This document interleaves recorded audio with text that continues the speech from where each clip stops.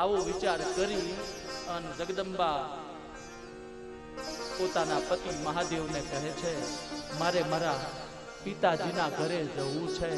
મહાદેવ કહે કે જ્યાં આમંત્રણ ન હોય ને ત્યાં ન જાવ તો સારું. ભલે ત્યાં સોનાનો સૂરજ ઉગતો હોય, સોનાના નળિયા હોય, પણ જ્યાં આમંત્રણ ન હોય ને ત્યાં જવું નહીં.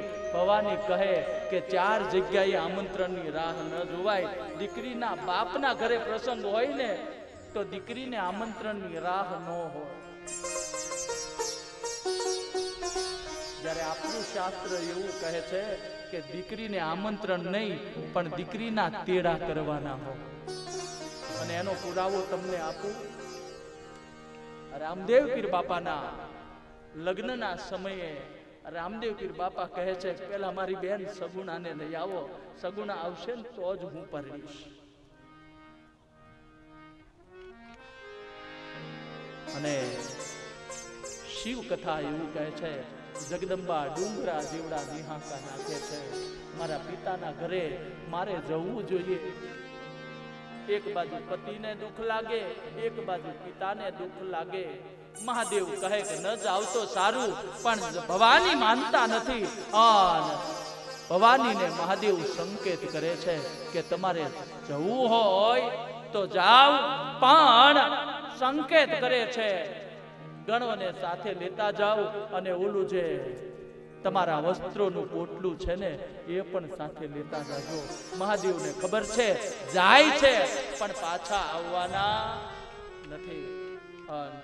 ભવાની પિતાના ઘરે જવા માટે પહેલો પગ ઉપાડ્યો છે અને અહીંયા રામચરિત માનસની ચોપાઈ ચલ પડી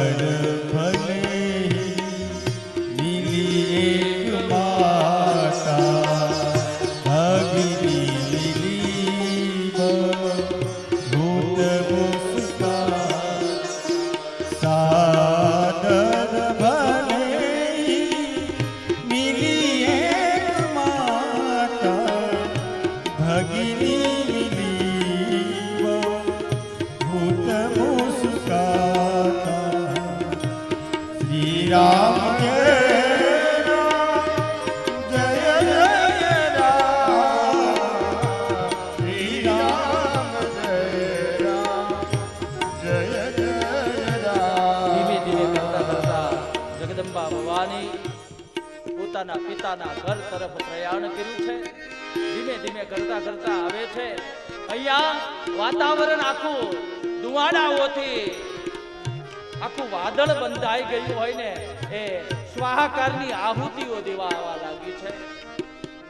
જગદંબા આવે છે.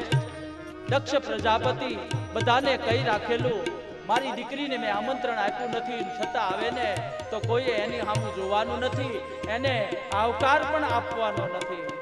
જગદંબા આવ્યા છે, પિતાની સામે જોવે છે. આ દેશની દીકરી, આ દેશની નારી બધું સહન કરી શકે, પણ જ્યારે પોતાનો બાપ પોતાનાથી નારાજ થાય ને ત્યારે આ દીકરી સહન કરી શકતી નથી. દીકરીને વાત છે કે પિતાજીનું ધ્યાન નહીં હોય, હમણાં મારી સામે જોશે. દીકરી વાટ જોવે છે, મારા પિતાજી મારી સામે ક્યારે જોવે. પિતાજીની સામે દ્રષ્ટિ દોડાવે છે.